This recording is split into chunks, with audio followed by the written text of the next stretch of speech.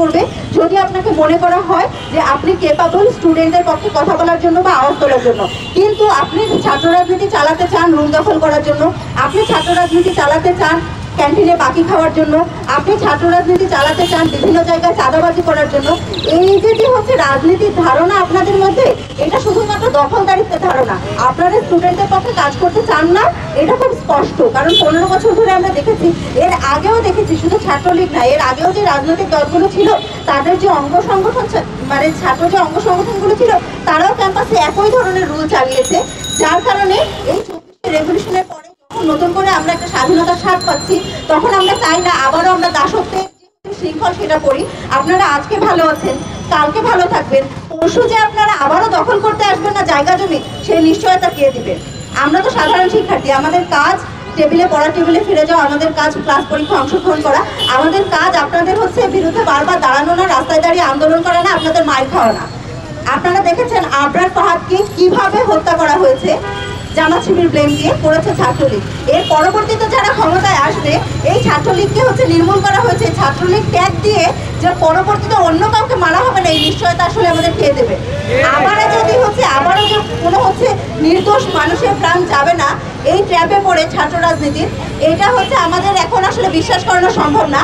আপনারা যেহেতু ছাত্র রাজনীতি চালু করার জন্য অন্ধ, আমরাও আসলে অন্ধ। কারণ আমাদের উপর যে অবিচার হয়েছে, আমাদের উপর যে বৈষম্য হয়েছে, তাতে আমাদের এখন আসলে ওই চোখ খুলে চারপাশে আপনি কি করবেন না করবেন আপনারা আশ্বাস শোনার মতো আসলে সময় আমাদের নাই।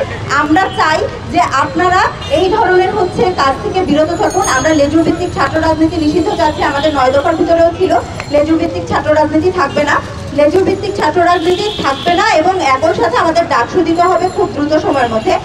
আর একটা যে দাবি, যেটা হচ্ছে প্রধান দাবি আমাদের এই অস্থিরতার পিছনে, সেটা হচ্ছে আমাদের শিক্ষকদের রাজনীতি। শিক্ষককে আমরা শুধুমাত্র শিক্ষক হিসেবেই দেখতে চাই। আপনাদের কেন রং হবে? আপনারা নীল দল, আপনারা সাদা দল, এই ধরনের দলাদলি তো দরকার নাই। শিক্ষক হবে ছাত্রদের জন্য, ছাত্ররা হবে শিক্ষকদের জন্য। অথচ আপনারা চালিয়ে যাচ্ছেন রাজনীতি, যেখানে আপনারা বলেন নীল দলের ব্যানারে দাঁড়িয়ে আমি তোমাদের স্বার্থের জন্য কথা বলবো। দরকার নেই তো, আপনারা তো শিক্ষক, আপনারাই আমাদের স্বার্থ, আপনারাই গিয়ে বলবেন হচ্ছে আমাদের কথা। আপনারা শিক্ষক, এটাই আমাদের সবথেকে বড় ভরসা। আপনি নীল দলের নাকি সাদা দলের, এটার দিকে আমরা ভরসা করি না আসলে। আপনি শিক্ষার্থীদের পক্ষে কতটা দাঁড়াচ্ছেন সেইটাই অনেক বড় একটা ফ্যাক্টর। আপনি নীল দলের ব্যানারে দাঁড়ায় বলেছেন, এই যে এই জুলাইয়ের ঘটনা, আপনি নীল দলের ব্যানারে দাঁড়িয়ে যখন বলেছেন যে ছাত্ররা পড়ার টেবিলে ফিরে যাও, যখন আপনাদের ছাত্রদের গুলি করে মারা হয়েছে, পুরো হচ্ছে বাংলাদেশ রক্তাক্ত হয়েছে আপনাদের ছাত্রদের রক্তে, তখন আপনারা নীল দলের ব্যানারে দাঁড়িয়ে রাজনৈতিক এজেন্ডা চালিয়ে যাওয়ার চেষ্টা করেছেন। একইভাবে পরবর্তীতে যে সাদা দলে একই এজেন্ডা চালু করার চেষ্টা করবে না, এই নিশ্চয়তা আসলে আমরা আপনাদের থেকে চাই না। কারণ আমরা জানি যে বাংলাদেশে কখনো এটা সম্ভব না। আর বারবার আশ্বাস দেওয়া হয়, ছাত্রলীগও বলতো যে হচ্ছে ব্যক্তিগত সংগঠন নেবে না। কেউ একজন চাঁদাবাজি করেছে, কেউ একজন একটা রাহাজানি করেছে, যখন হচ্ছে ছাত্রলীগের সভাপতি সেক্রেটারি থেকে বক্তব্য আসতো, এ হচ্ছে দুষ্কৃতিকারী, অনুপ্রবেশকারী, ওর সাথে ছাত্রলীগের কোনো সম্পর্ক নেই, ছাত্রলীগ হচ্ছে ব্যক্তিগত, ছাত্রলীগ নেবে না বা ব্যক্তিগত সংগঠন নেবে না। যখন সংগঠনই না থাকবে, তখন আসলে ব্যক্তির দায় নেওয়ারও কোনো পর্যায়ে পড়বে না, ব্যক্তির দায় ব্যক্তিই নেবে, এবং ব্যক্তির ওই ব্যাকআপটা থাকবে না যে আমার সংগঠন আমাকে হচ্ছে আশ্রয় দিবে, আমি যাই করি, আমি সাংগঠনিকভাবে চাঁদাবাজি করি, আমি ব্যক্তিগতভাবে পাওয়ার প্র্যাকটিস করি, এই জায়গাটাই আর থাকবে না। আপনারা এই সহজ জিনিসটা কেন বোঝেন না?